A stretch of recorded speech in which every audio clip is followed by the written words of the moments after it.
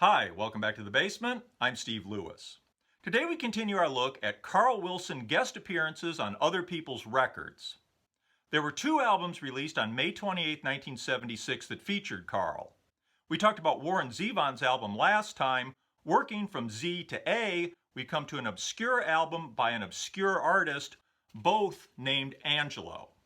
Angelo is Angelo Arvonio Jr., a vocalist and keyboard player, and I really haven't been able to find out that much about him.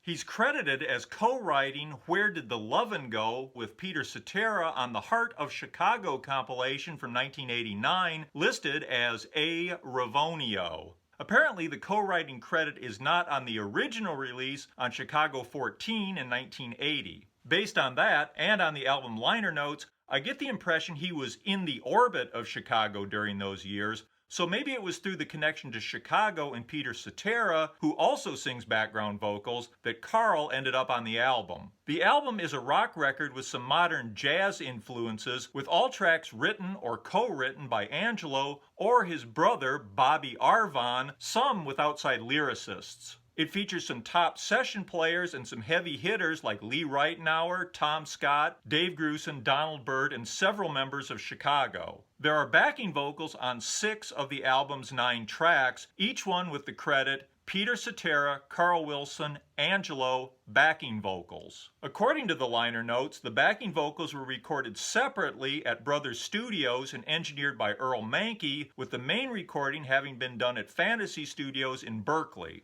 The album opens with Hurly Burly, a pretty nice upbeat opener sounding not too surprisingly like Chicago and featuring prominent guitar from Lee Ritenour. The backing vocals are also prominent and nicely arranged. I wouldn't say I can specifically hear Carl, I'm sure he's there. That's followed by The Days of You and Me, a piano-based Elton John-influenced ballad. The backing vocal arrangement on this is much simpler. There are some high oohs in the background where Carl's voice really comes through. Side 1 closes with We're All Going Down Together. This is the album's rocker, which is a relative term here. It rocks along credibly, but don't expect the Who or Led Zeppelin. The backing vocals are used in the chorus to echo the We're All Going Down Together refrain and add some oohs and ahs. Oohs and Ahs open side 2 on I'll Sing This Song About You, another piano-based ballad. This one sounds closer to Barry Manilow than Elton John, though Angelo has a slightly more soulful vocal that keeps it from going too deeply into Manilow territory. The backing vocals are more prevalent here. After the opening, it's mostly oohs done in an arrangement that reminds me of Partridge Family records. It Don't Matter is an upbeat, rockin' track with lots of jazz influence and lots of sax from Tom Scott. The backing vocals sound bigger here, more like a quasi-gospel chorus than the more intimate sound on some of the other tracks, though once again, the only backing vocalists are Angelo, Peter Cetera, and Carl. Finally, we get Goodbye Bluesome Lady, the album closer. You can guess by the title and by its placement on the album, it's a slow one, this time with strings. As far as backing vocals on this, I listened to it several times trying to hear any. In headphones, I think I can make out oohs at a couple of points behind the string section, but if they're in the final mix at all, they are very, very subtle.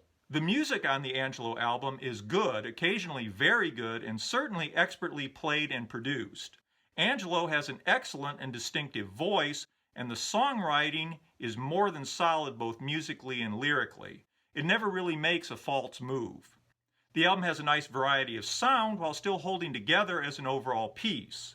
It's a solid, professional, melodic, sophisticated jazz pop rock album, and I gotta believe if you like Chicago, you would enjoy this. The album cover seems almost aggressively low-key, with Angelo being the only word on it. In 1976, the logo almost certainly would have made rock record buyers think of Aerosmith, or possibly even Angel, a heavy metal band on Casablanca Records that was being promoted around this time as the anti-Kiss, trying to set up a sort of Beatles versus Stones dynamic between them and their Casablanca label mates Kiss. It isn't even really the right kind of logo for an album like this. It makes me think of heavy metal, southern rock, or southwestern country rather than adult-oriented jazz-influenced pop rock. The rest of the cover is a sort of a sandy brown with apparently Angelo's shadow on the front cover. The back cover is the same sandy brown with song titles and some basic liner notes in fine print at the top. I'd almost bet that it got more attention in stores from people momentarily thinking it might have something to do with Aerosmith or Angel than it did anything else. I wouldn't call the Angelo album a hidden masterpiece or anything, but it is a very good album. And like some of the other albums we've discussed in these episodes, I imagine it had trouble breaking through just because there was so much else and so much similar going on at the time. And I'm sure this cover didn't really do it any favors. Angelo did a second album in 1978, Midnight Prowl, and after another unsuccessful single or two, that seems to have been about it. Next, we jump ahead over a year to August 29, 1977, and the release of Beached by Ricky Martin. And speaking of sandy brown covers, at least this one has a nice color photo, even if it's a little flat, appearing to be a photo of a photo. Carl has a bigger role here than in anything else we've discussed in these episodes. In addition to backing vocals along with Ricky Martin, Peter Cetera, Jerry Beckley, Bobby Figueroa, and Billy Hinchy, Carl plays guitar along with Jimmy McCullough of Wings, Steve Ross, Ed Carter, and Billy Hinchy. Carl is also credited with Mellotron. Moreover, Carl produced the album along with Billy Hinchy, making this his first production credit outside the Beach Boys, except for the Flame album in 1971. Carl gets his first songwriting credit apart from the Beach Boys, being co-credited on Everybody Knows My Name with Ricky Martin, who wrote the rest of the album himself. Dennis also appears on Beached, playing drums along with Ricky Fattar, Ed Taduri, and Ricky Martin. The liner notes give group credit on the back cover, but unfortunately there's no listing on the individual tracks, so you can't say for sure who appears on what, though on this you can often hear Carl distinctly in the backing vocals. Apparently the album was put together over a period of about 2 years at Brothers Studios, so when it came time to do the liner notes, I suspect they might not have been entirely clear as to who had played on what. Of course, Ricky Martin had a long peripheral history with Carl and the Beach Boys. He was the younger brother of Dino Martin of Desi, Dino, and Billy fame, so he'd certainly known Billy Hinchy for a long time. Back in the day, Ricky's main interest was photography, and of course he took the cover photo for the Beach Boys' Sunflower album. Ricky explained that in 1974, he was living up the street from Carl and his family. He'd often visit, and one day he was playing something of his own on the piano. Carl liked it and suggested helping him record an album. The first release to come from that was a single, Stop, Look Around, backed with I Had a Dream, produced by Carl and Billy Hinchy and released on October 20th, 1975 on Capitol Records, the former home not only of the Beach Boys in the 1960s, but also of Ricky's dad, Dean Martin, from 1948 to 1961. When Ricky left Capitol, the single was re-released on Epic Records on September 3rd, 1976, about 11 months after the Capitol single, and still nearly a year ahead of the album, which would ultimately contain both sides. Ricky Martin's voice is unique and distinctive, though it reminds me of Rick Nelson in a way. It has the same sort of casualness and understatement about it. Of course, Ricky Martin's dad, Dean Martin, was the epitome of casual and effortless sounding singing, but Ricky does it differently. I think some people might find his voice lacking. It's a little bit thin, a little bit frail sounding, but for me that somehow works in its favor, making it a little more expressive. The piano that begins the album opener, Stop, Look Around, coincidentally sounds a lot like the Commodore's Easy, which hit its chart peak of number 4 on August 27, 1977, about a week after Beach was released. Of course, Stop, Look Around had been released nearly 2 years earlier as a Capitol Records single, so the resemblance was purely coincidental, but it's close enough I have to imagine that it was noticed by a lot of people when Beached was released. It's an excellent track and probably the strongest thing on the album. It's got a kind of ethereal feel in places, and there are some really nice hooks. It's a song you can easily imagine might have been a hit in the mid to late 70s. The backing vocal arrangement is prominent and really pleasing, and you can distinctly hear Carl in places. Next up is Moonbeams, and it's clear they front-loaded the album with the good stuff. It's probably the second strongest track on the album. Like Stop Look Around, it's full of nice hooks and chord changes. It has a slight reggae feel without any hint of being a pastiche, and a really nice guitar solo toward the end.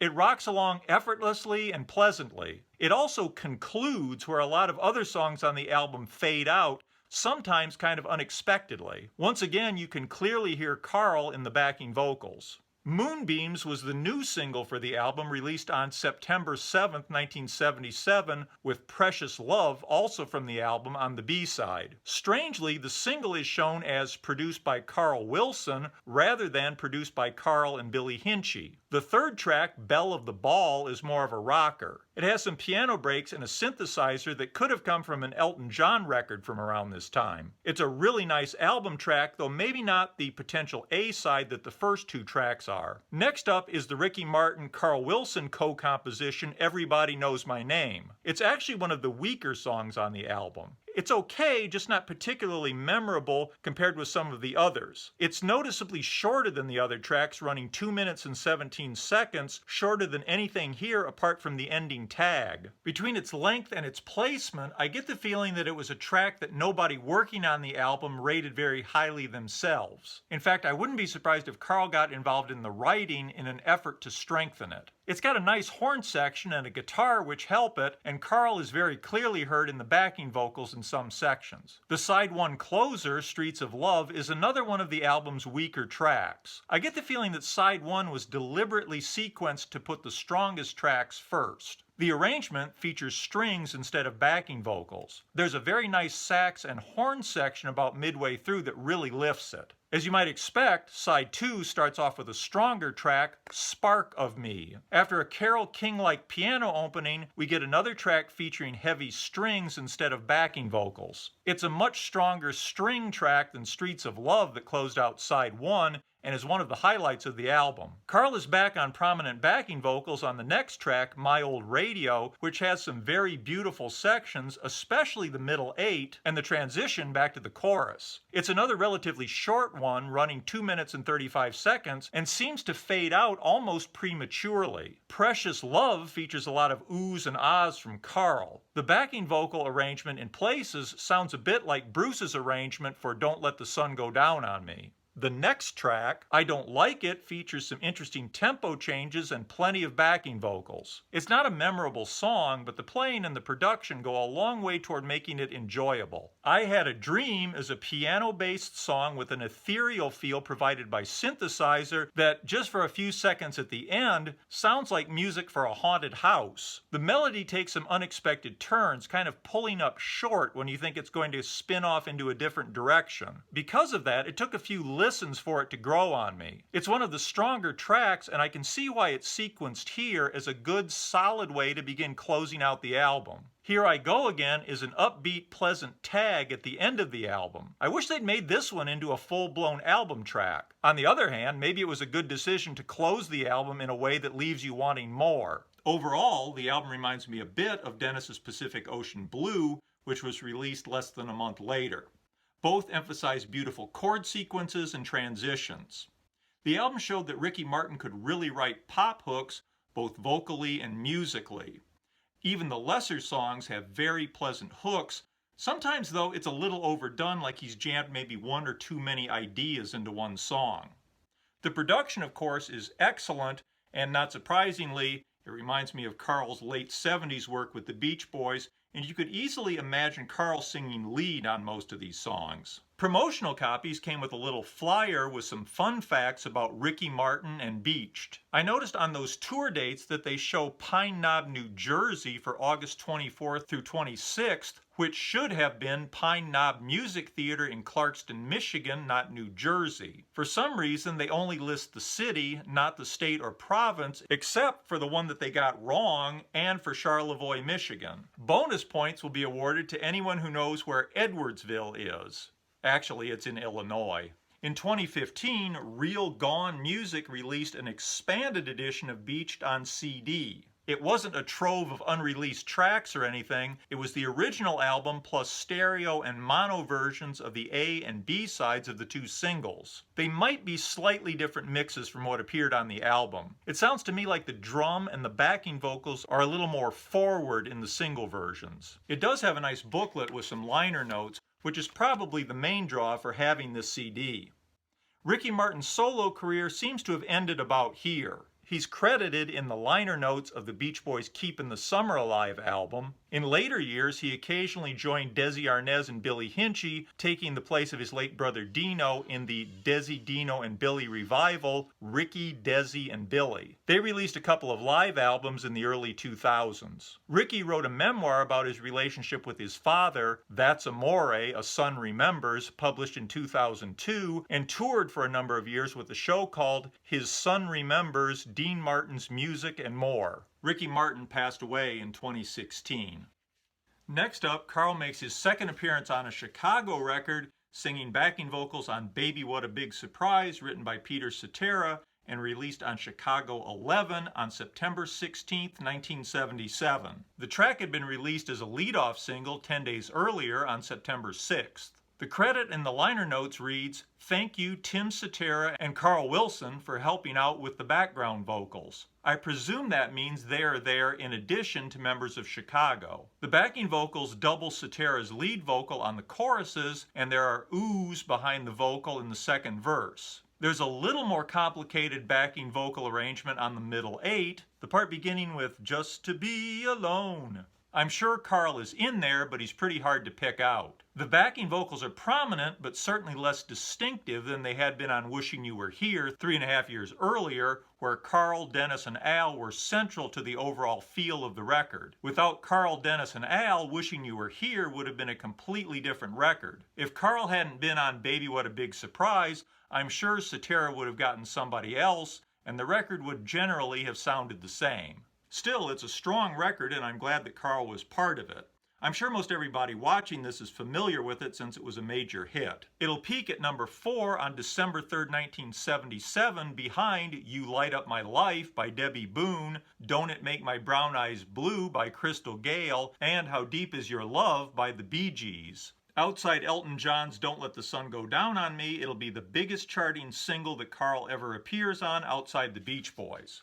Of course, Carl also appeared on Dennis's Pacific Ocean Blue album, which was released on September 16, 1977, the same day as Chicago 11. Carl gets co-writing credit on 2 songs, River Song with Dennis and Rainbows with Dennis and Stephen Kalinich. He played guitar on both tracks as well as Pacific Ocean Blues and contributed to the backing vocals on Rainbows. Carl was reportedly at many of the sessions for the album, so I would not be at all surprised if he's somewhere on the other tracks too. He's definitely also present on some of the outtakes for the Bamboo album.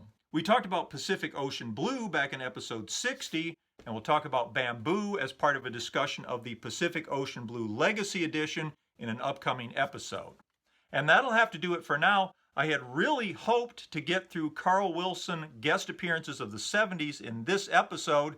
We're not going to make it. So I think what we'll do is next week we'll do one more featuring Carl Wilson episode to get through the 70s and on a little bit into the 80s. And we'll take a break for something else and naturally come back to it at a later date. Hope you enjoyed this. If you can add anything on any of these records, I'd appreciate it, particularly if anybody knows anything more about Angelo and how Carl Wilson and Chicago came to work with him. I'd be really interested in that. As always, I look forward to all your comments. Please keep them coming. I hope you have a great week, and I hope you'll join us next time. Thanks. Bye.